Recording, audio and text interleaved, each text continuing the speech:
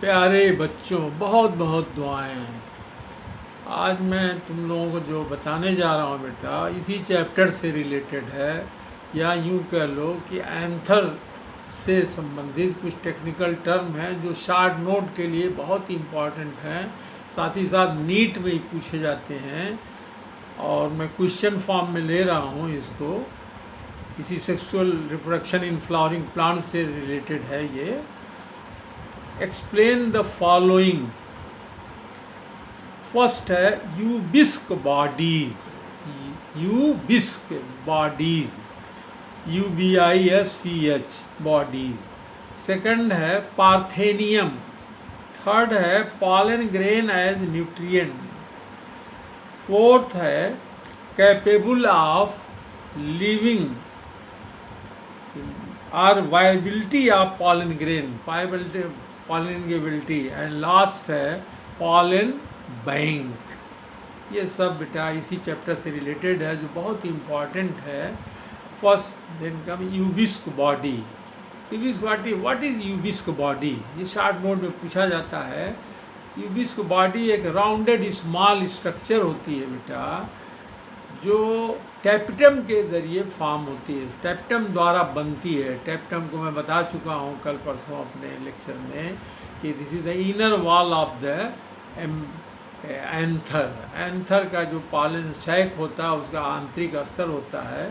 तो Ubisch body is form by the tapetum. इसका function क्या होता है? These are capable of exine pattern या एक्साइन प्रोटेक्शन। यूँ कह लो कि ये एक्साइन पॉलन ग्रेन की जो आउटर वॉल होती है उसके हिफाजत के लिए होती है, सुरक्षा के लिए होती है। और दूसरा इसका इम्पॉर्टेंट फंक्शन है, यूबिस्क body transport sporopollenin from tapetum to exine. Tapetum से ये ले करके स्पोरोपोलोनिन को और एक्साइन में पहुंचाती है। स्पोरोपोलोनिन बता चुका हूँ बेटा, ये एक कॉम्प्लेक्स केमिकल कंपाउंड होता है जिसका बहुत अहम रोल होता है एक्साइन की हिफाजत के लिए। तो ये था यूबिस्क बॉडी के बारे में। 2 लाइन लिखना होगा। Next come parthenium. पार्थेनियम को हम लोग जंगली गाजर कहते हैं, बनगजरा बोला जाता है। ये दरअसल ये अमेरिका से जब हमारे देश में गेहूं आया करता था, आयातित वीट, उसी के साथ एज ए कंटामिनेंट, एक बेकार प्रोडक्ट के बीच के फॉर्म में आ गया। तो parthenium it is commonly known as carrot grass. Carrot माने गाजर, या हिंदी वी कैन से बन गाजर या जंगली गाजर। It came in India as a contaminant with imported wheat. पहले ज़माने में गेहूं आता था, तुम लोग नहीं मालूम, पैदा नहीं हुए होगे बेटा, उस वक्त आता था जब हमारे यहाँ गेहूं पैदावार कम होती थी। It is found in everywhere, causes. इसका ये नुकसान क्या करता है? ये हार्मफुल होता है। It causes severe allergy, E G respiratory disorder and asthma. Then comes pollen grains as nutrient. Pollen grains बहुत से उसकी वैरायटीज जो हैं वो एज ए पोषक पदार्थ के तौर पर ली जाती हैं, जो मार्केट में टैबलेट के फॉर्म में, सिरप के फॉर्म में, और वेस्टर्न कंट्री में तो इसका एक प्रचलन बन गया बेटा। तो ये पॉलन ग्रेन जो है न्यूट्रिएंट के फॉर्म में लिया जाता है। Third comes viability of pollen grain. ये कितने दिन तक पैंथर से जब डिस्चार्ज होता है, जब ये डिस्पर्स होता है और हवा में, इन्वायरमेंट में आता है, तो कितने देर तक भिन्न भिन्न पौधों में अलग अलग टाइमिंग होती है, ये सर्वाइव करता है, लिविंग रहता है, एक्टिव रहता है, बाद में इसकी डेथ हो जाती है। इसके कुछ डेटा दिए हुए मैं तुमको बता देता हूँ बेटा कि pollen grain, simply we can say survival of pollen grain after shedding from anther. Anther से डिस्चार्ज होने के बाद, उससे निकलने के बाद anther, and to land on stigma, जब तक कि स्टिग्मा पर पहुँच न जाए पॉलिनेशन के द्वारा, जिसको हम लोग परागण कहते हैं।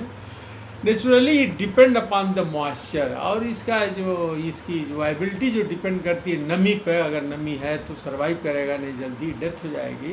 कुछ डेटा दे रहा हूँ। In rice and wheat loses their viability within 30 minutes. गेहूँ में और धान में जो है ये आधे घंटे तक सर्वाइव करते हैं। अगर इस बीच में पॉलिनेशन हो गया तब तो ठीक है, नहीं तो फिर वो ज़ाया हो जाएंगे और वो क्रॉप अच्छी नहीं होगी। तो इसको हम लोग कहते हैं कि अरे इस साल तो गेहूं की फसल जो है या धान की फसल हल्की हो गई, पहिया हो गया। इसके बाद with in 30 minutes in the family Leguminosae, जितने लेगुमिनस प्लांट है, अरहर है, मूंग है, दाल, चना है, ये और आलू, पोटैटो, टोमेटो, सोलोनेसी फैमिली के बनाए, इनकी वाइबिलिटी लगभग 1 महीने तक होती है। तो ये थोड़ा सा बेटा वाइबिलिटी ऑफ पॉलन ग्रेन हो गया, बहुत पूछा जाएगा, 2 लाइन लिख देना। Next come pollen bank. Pollen bank आपने सुना होगा, बैंक में हम लोग क्या रखते हैं, जेवर रखते हैं, रुपया पैसा रखते हैं, निकालते हैं। इसी तरह से एनिमल्स में अच्छे बुल, सांड का या अच्छे मेल बफेलोज का स्पर्म सुरक्षित रखा जाता है, प्रिजर्व किया जाता है और आर्टिफिशियल इंसेमिनेशन किया जाता है, जिसको कृत्रिम गर्भाधान बोलते हैं। अब हमारे प्लांट ब्रीडर, हमारे साइंटिस्ट जो है अच्छे पॉलन ग्रेन को भी रखना शुरू कर दिए हैं। इसी को कहते हैं पॉलन बैंक। थोड़ा सा मैं 2 लाइन मेरा नोट है, मैं भेजूँगा, देख लेना कि you have heard about the storage of semen of bull, bull माने सांड कहते हैं, इंक्लूडिंग मैन आल्सो। आज के हमारे मॉडर्न टाइम में वेस्टर्न कंट्री में अच्छे आदमियों के स्पर्म जो है ये प्रिजर्व किए जाते हैं, रखे जाते हैं, सुरक्षित किए जाते हैं। In the same way pollen grain of better quality of some species of the plant is stored for several years. ये पॉलन ग्रेन कितने दिन तक रखे जाते हैं? कई वर्षों तक रखे जाते हैं। किस में रखे जाते हैं? in a liquid nitrogen about -196 degrees centigrade. Such pollen grain are used as pollen bank. इसी को pollen bank के हैसियत से इस्तेमाल किया जाता है, जैसे ब्लड बैंक होता है, सीमेन का बैंक होता है, for the best quality of the seed in crop breeding program. This is all about. Thanks.